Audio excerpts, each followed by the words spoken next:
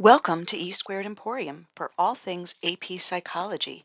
Today we are talking about development and we are starting with part 1, infancy through old age. So developmental psychology studies from the womb to the tomb, from conception to death, all the physical, cognitive, and social changes. Today's focus is the physical changes from the womb to the tomb. 3 key themes: nature versus nurture, which we've already discussed, stability versus change, and continuity versus stages. What do they mean? So nature versus nurture, is it genetic or is it our environment that impacts our cognitive, personal, and social development? So genetics may determine some of our changes, but our experiences with society and family and peers may also impact some of our changes in development. Stability versus change is exactly what it sounds like. Does our personality and our temperament, do our basic personality traits stay the same over time?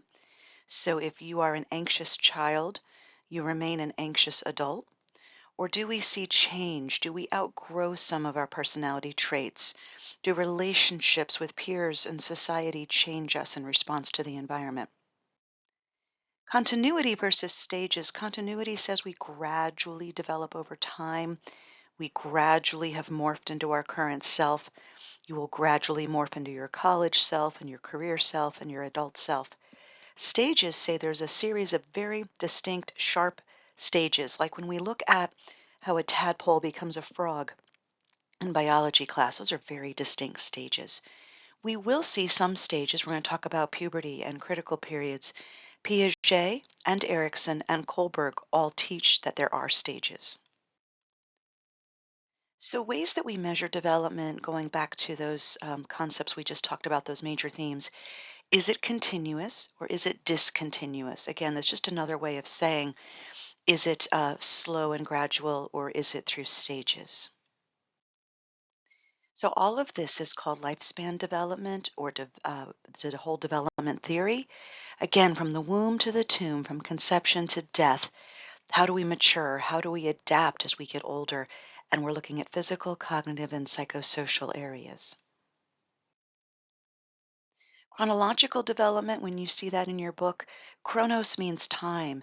So this is just how do we look on a timeline, right? Our actual age, our birth date, and lay it out in linear fashion from birth to death. That's just chronological or timeline development. So we have 2 research methods that we remember from Unit 0.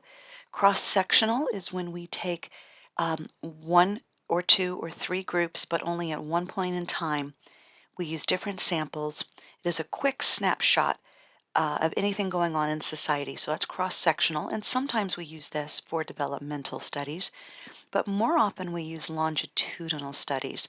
This is where we take one group of people and we follow them throughout their lifetime. We look at the same sample when you're 8 years old, when you're 18 years old, when you're 28 years old.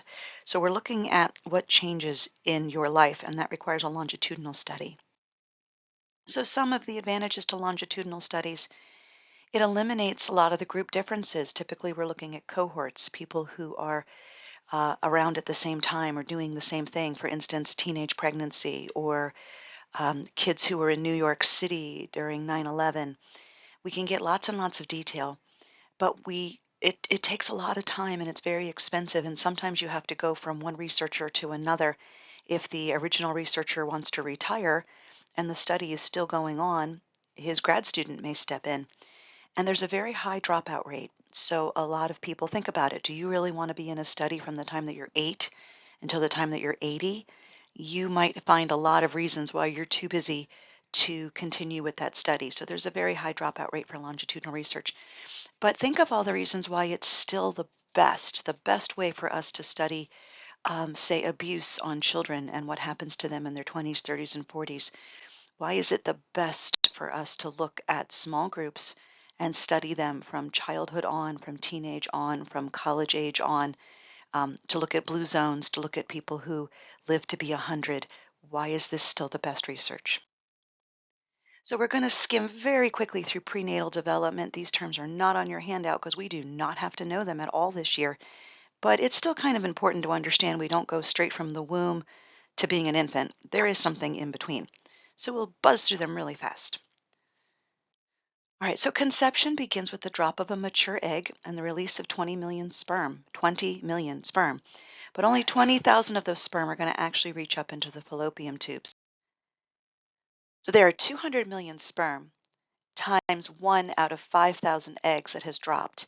And that makes you, which is why we're all very, very unique. So you can see here the egg is so much larger. The egg is 85,000 times the size of the sperm. And once one sperm has gotten in, the egg locks out all others. We go into the zygote stage, which is the fertilized egg. 50% of all zygotes will not survive during the first 2 weeks, and typically a woman doesn't even know she's pregnant at that time. So the first stage is the zygote stage. It lasts approximately 2 weeks, from 10 to 14 days, and it's where we see the cellular reproduction beginning. After 10 days, the zygote attaches to the uterine wall, and there rapid cell division begins, which we call blastocyte.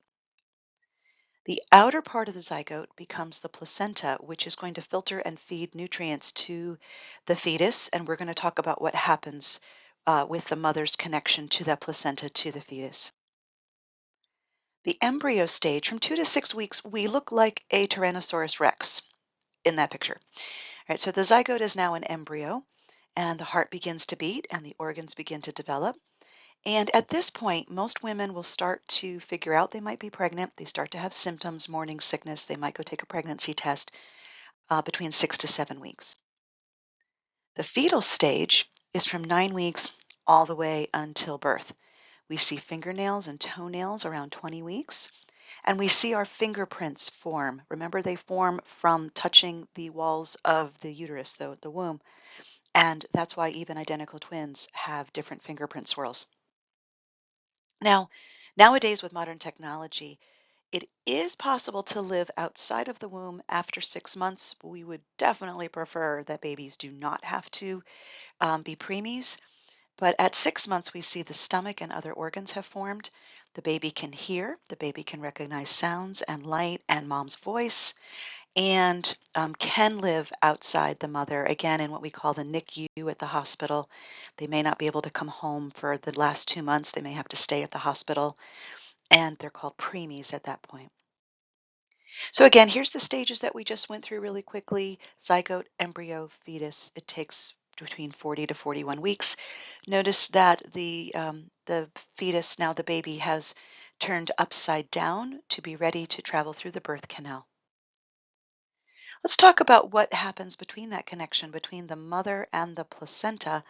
There is a connection, and teratogens are anything harmful that is around the mother is also harmful to the baby.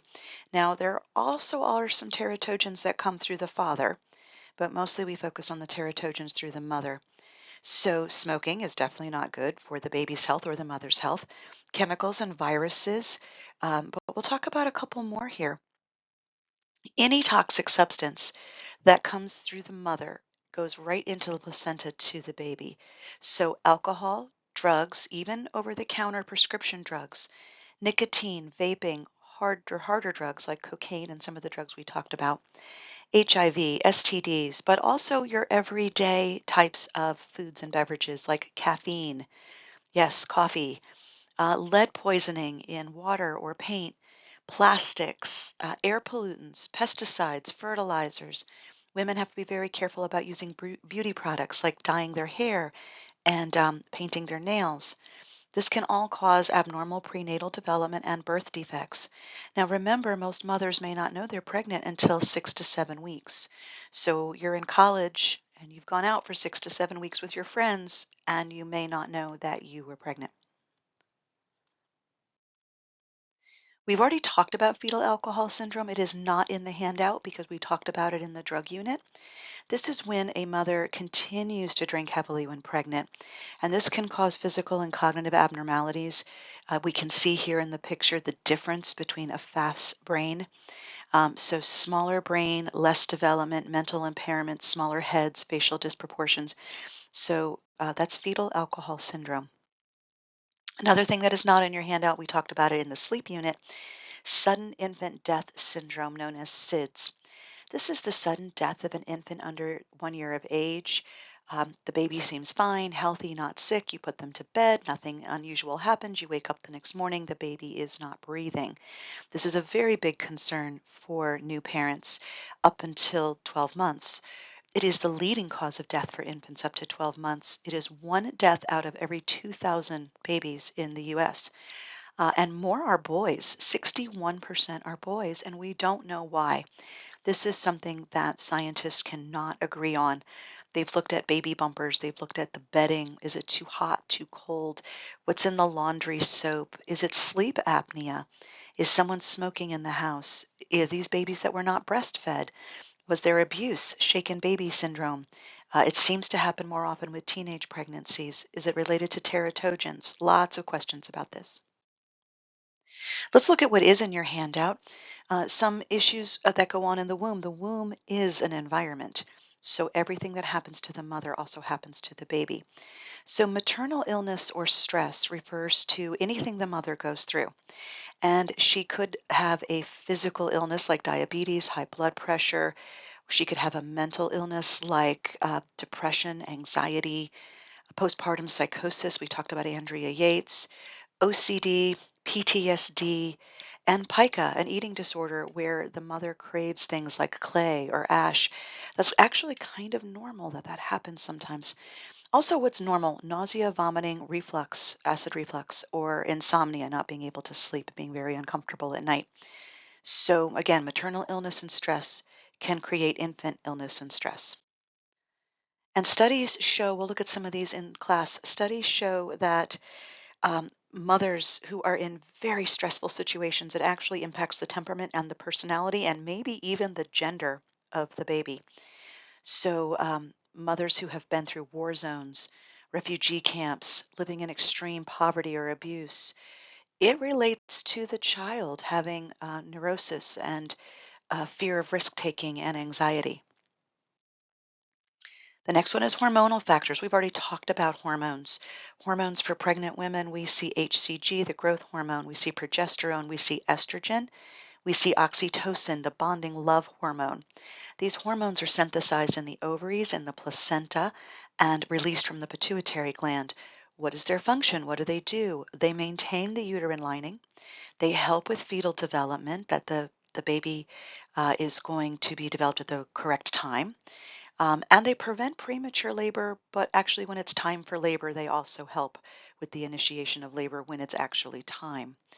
And so they can also lead to a lot of mood swings. You're up, you're excited, joy, anxiety, you're sad, you're depressed, and that depression, anxiety, and insomnia that we just talked about. So there are, of course, other environmental factors, and some of this can be cultural. We're talking again about women all around the world, not just women in the United States. So the womb is an environment, and everything that happens to the mother and to her environment has an impact on the fetus. So, was the pregnancy planned or unplanned? Is she married or unmarried? Is her family supportive or not supportive? Does she have enough money? Does she have a job? Is she having to quit her job? Does she perceive this as a lifestyle restriction? Does she perceive this as a loss of independence? Is she happy or sad about this situation? All of that can play into the womb and the stress on the womb. So let's move into reflexes. Reflexes are automatic. They're built in for the baby now that the baby is out of the womb and the baby has to quickly be able to survive. So these are reflexes that we're born with. They will start to go away over time. We only need to know two. The rooting reflex and the sucking reflex, they kind of go together. The rooting reflex, when you touch an infant's cheek or you touch their mouth, the infant will turn their head towards the side and they will try to find something to suck. And that is really important for survival, that the baby has to instantly be looking for food. And that leads to the sucking reflex. So the newborn will put any object in their mouth and is looking for nourishment. So in this picture, it's a pinky. This usually will start to go away by 3 to 4 months because at that point, the baby is eating sort of on their own voluntarily, and it's no longer considered to be a reflex or an instinct. The other one, not on the handout, we don't have to know it, but it's called the Babinski reflex. When you touch the bottom of the baby's foot, you run your finger up from the bottom to the toes. The toes should splay outward and the baby's back should arch. And that is the way that the doctors check the spinal cord and the brain reflex. And that should go away. There are cases where adults still have Babinski reflexes, and that means that something else is going on with the spinal cord and the brain reflex. So physical development, it's a sequence of milestones. So the fact that things have to happen in a certain order is more important than did the baby crawl at this specific day. But you have to go from rolling to crawling to walking to sitting. You have to kind of go through the motions in a very specific sequence. And this is also across all cultures. Gross motor coordination, it develops first. These are the large muscles. Strength and coordination, the arms, the legs, the trunk. The trunk is the torso, the middle part of the body. This is so important for the baby's survival. It is going to be rolling and sitting and then standing and walking and a part of crawling. Basically, the baby is always in plank position. So the first year of the baby's life is filled with all these major milestones, and they have to be mastered quickly for survival. And here's some more examples of gross motor coordination. We have to learn to get up on top of things, and then we have to learn how to get down from those things safely. So in the United States, 25% of babies will start walking as early as 11 months, but most babies are walking by 15 months. And again, that's kind of universal. We see that.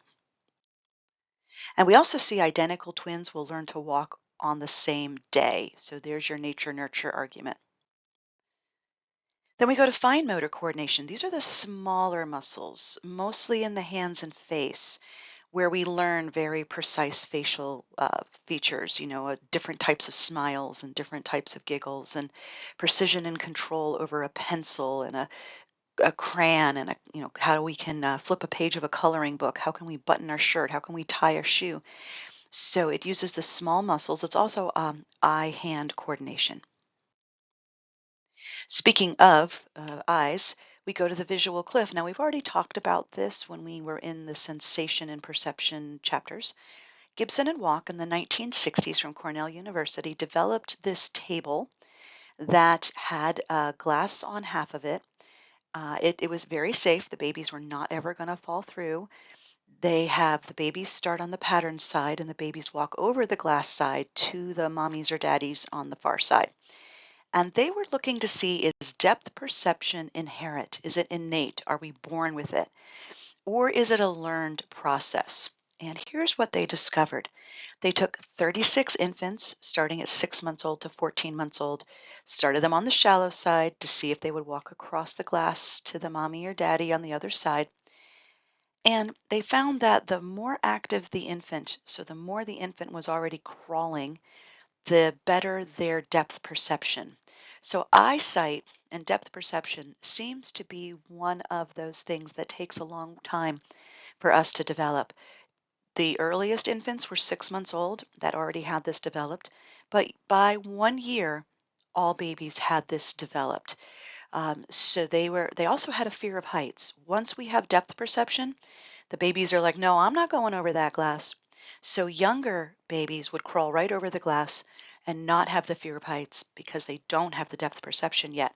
But once they had engaged that depth perception, they were like, no, I'm not going to crawl over that. So we see that depth perception comes right along with our development of crawling and preparing to walk and preparing to do other things in order to keep us safe, that we're not going to fall and that we know that we have some danger for heights. So we call this a critical or a sensitive period, and we have several of these. This is a period in time where we believe the child can easily absorb very specific information, but we also believe this only happens at that very sensitive critical time. And if you miss that critical time, there can be some lags in development. So the most critical years are birth to age 6. That seems to be when the majority of these critical periods occur. So there's a limited time where something has to happen. It has to be developed in the brain, in the neurons, in the body, or else it may not happen. And one of these examples we're going to look at is language. Language needs to be taught between the ages of 3 and 7, and children who are deprived of language may not ever develop the ability to have language. So you can see from this chart, there is a time to teach toilet training. There is a time to teach basic reading and basic math. I don't know when the critical time is for sumo wrestling. Now, Konrad Lorenz studied something similar in Austria. Starting in the 1930s, he passed away in the late 1980s. He worked with newborn birds, ducklings, chicks, goslings, and he noticed that the first thing they saw when their egg hatched is what they attached to, and they would follow it around. And he called this imprinting. There's an optimal period shortly after birth, like immediately after birth. The first thing that they see, they imprint on. So for birds, that's a critical period of attachment. And then he relates this back to humans and to our critical periods. Maturation is a word you see a lot on the AP test. It basically is your natural course of developing, and it occurs pretty much no matter what, and it occurs again in that same order, and it occurs across all cultures. So walking, potty training, we all mature or maturate similarly, meaning we have to crawl and then stand and then walk, but the timing of it again can depend on the person.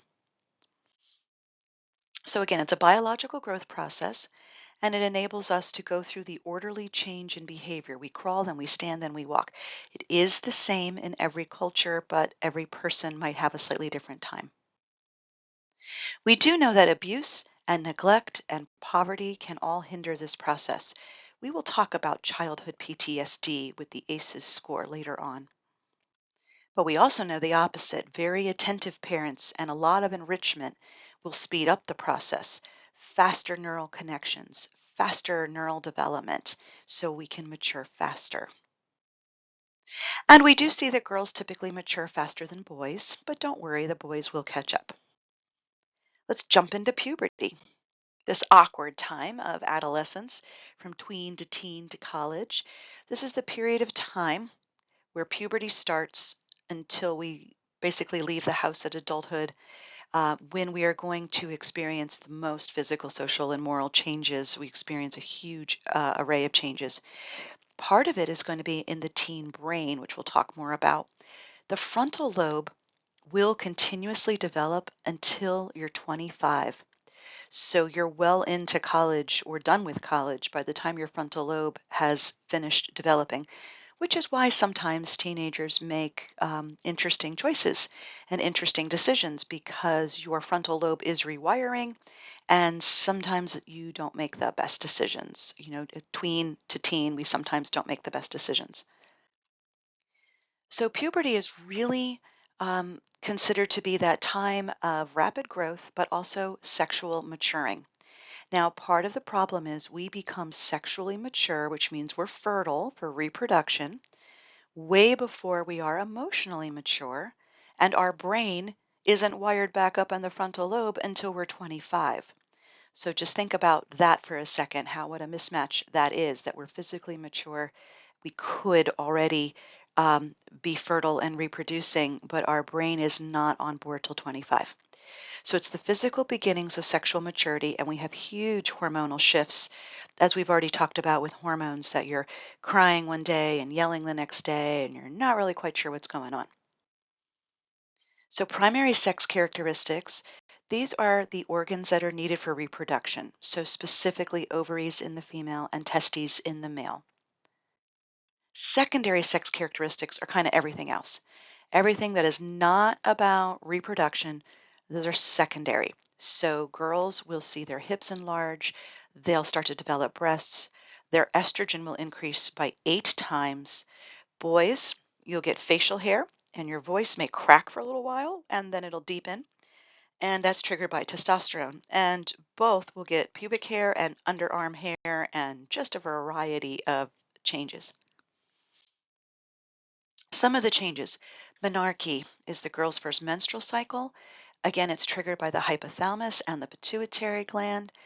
We now see the average age is around 12. Menopause is when this cycle will stop, when a woman starts to slow down her estrogen declines, and then her cycle declines, and then eventually stops. So the average age is around 50. Some women experience this as early as 35, some as late as 60. but it's the biological changes also that go along with the estrogen declining. And spermarchy is for the boys. We don't often talk about boys having this moment, but it's where they're actually able to produce sperm, which means they could be fertile, could reproduce, and it is triggered also by the hypothalamus and the pituitary gland. And typically it's around age 13. And this explains why every culture around the world has a puberty celebration. Now, some of ours are a little late. In the United States, we have a sweet 16. That's a little bit late if we've started our puberty cycle at 12 and 13, but a bar mitzvah or a bat mitzvah is right at 13. The quinceañera is 15, and even Native American tribes have rituals for puberty. Basically, they're saying you are fertile, and in some times in history and in some cultures still today, you are ready to be married. You may be married between 13 and 16 at some times if we look back at our history in the 1500s and 1600s. So let's jump all the way through most of adulthood. We'll come back to it. But middle and late adulthood, talking about as we grow older, what are some of the declines we see? Well, you can pick 5 from this list. We have a reduced physical strength, reduced endurance, reduced muscle strength, reduced reaction time. Takes us a little longer to react when we're driving a car and so forth. Our cognitive processing speed will slow down. Our memory may have lapses. We talked about dementia and Alzheimer's. Our vision may start to have issues. Our hearing may decline. Smell and taste we've talked about. So our taste buds start to have a decline. We need more salt. We need more sugar. Our immune system will also need more support. And there may be mental health issues like stress and social isolation. And now you are ready for class.